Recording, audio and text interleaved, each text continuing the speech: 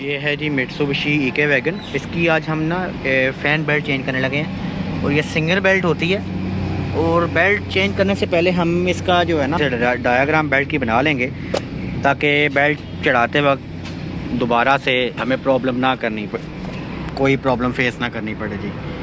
अभी बेशतर mechanic belt तो उतार देते हैं लेकिन उनको ये नहीं पता होता इसकी डायरेक्शन क्या है बेल्ट। तो इसका आसान हाल यही है कि आप पहले साइड इसकी जो है ना डायरेक्शन बेल्ट की बना लें, खुद से छोटी सी डायग्राम बना लें कॉपी पे, उसके लिए फिर आसानी हो जाएगी। ये जी इस गाड़ी का बेल्ट जी जो हमने पुराना निकाला है। बज़ाहिर बेल्ट की कंडीशन, इसके जो रिब्स हैं वो ठीक हैं, लेकिन ये बेल्ट चीख रहा था क्योंकि ये बेल्ट जो है ना चाइनीज़ डली हुई है। अब चाइनीज़ बेल्ट जो है ना इन गाड़ियों में नहीं चलती, ये सिंगल बेल्ट गाड़ियाँ, इनमें ये चाइनीज़ बेल्ट नहीं डलती, इसलिए हम अब इसमें जो बेल्ट डालेंगे वो जैपनीज बेल्ट इसका आ गया है जी। और इसको अभी हम बैंडो की बेल्ट डाल रहे हैं।